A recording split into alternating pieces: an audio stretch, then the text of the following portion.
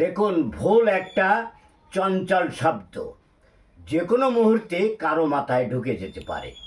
তা সে শিক্ষিত হোক, জ্ঞানী মহাজ্ঞানী, প্রবচক হোক। যেমন ধরুন, পিতা স্বর্গ পিতা ধর্ম পিতা হি পরমাং তপ, পিতরি প্রীতিমা পণ্যে প্রিয়ন্তে সর্বদেবতা, মাতা জন্মভূমিষ্ঠ স্বর্গাদভিগরীয়সী। অর্থাৎ মা জন্মভূমি ও স্বর্গ থেকেই শ্রেষ্ঠ। তা কি করে হয়? বাস্তব প্রমাণ। ভূমি মাতা, পিতাকে ভূস্বামী, ভূস্বামীকে কিষাণ। তো জঙ্গলে ভরা ভূমি মাতার কোনো রূপ নিশানা নেই। কিষাণ ওই ভূমি মাতার সমস্ত জঙ্গল সাফ করে তার নিশানা ও রূপ বিকাশ করে, তারপর কর্ষণ করে, বীজ বপন করে, উৎপাদিত হয় সুন্দর ফসল। এই দুনিয়ার সমস্ত কীট পতঙ্গ থেকে শুরু করে জীব জন্তু জানোয়ার মানুষ গরু খেয়ে পরে বেঁচে সমৃদ্ধ করে তোলে দুনিয়াটাকে। তাহলে তদ্রূপ একটি দুটি নরনারী যেমন তাদের আশা আকাঙ্ক্ষা, কামনা বাসনা, গভীর ভাব ভালোবাসার প্রীতির বন্ধনে গড়ে ওঠে একটা সুখের নীড়।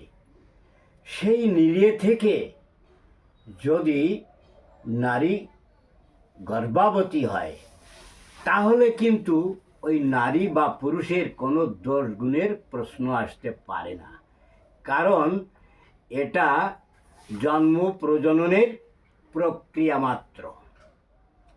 যখন নারী গর্ভবতী হয়, তখন তার শারীরিক সার্বিক দুর্বলতা ও অনিচ্ছায় ভরে ওঠে।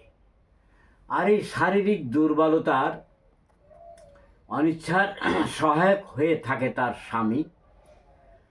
10 মাস 10 দিন পর্যন্ত তার পাশে থেকে সেবা শুশ্রূষা ভরণ পোষণ করে সন্তানকে সুষ্ঠুভাবে ভূমিষ্ঠ করে। যখন সন্তান ভূমিষ্ঠ হয়, তখন ওই পিতার কিন্তু কর্তব্য 3 গুণ বেড়ে যায়। কারণ আগে ছিল একা, তারপরে তার স্ত্রী, তারপরে তার সন্তান। এই 3 গুণ কর্তব্যকে পালন করতে তার রাত দিন এক করতে হয়। এক মুহূর্তের জন্য সে বিশ্রাম করার সময় পায় না। তারপর অতিরিক্ত সন্তানকে মানুষ করতে হবে, বড় করতে হবে। কিন্তু দৈহিক ও শারীরিক রূপ সে বড় করলে সে কিন্তু বড় হয় না। সে শিক্ষা দীক্ষা সামাজিক রূপ সে তাকে বড় করতে হবে। সেখানেও সমস্ত কর্তব্য স্বামীর। তাহলে প্রবচকের কথায় গরীয়সী মাতা বলে ভুল বুঝিয়ে মাতৃস্নেহ সন্তানকে তার পিতা মাতার মাঝে একটা ব্যবধান সৃষ্টি করে, ছোট বড়র ব্যবধান সৃষ্টি করে তাকে দেওয়া হলো। সে কি কখনো মাকে ছেড়ে পিতাকে পরোয়া করবে? কখনোই করবে না। তাহলে ওই সন্তান সমাজের বুকে সুসন্তান বলে কি সে পরিচয় পাবে? তাও পাবে না।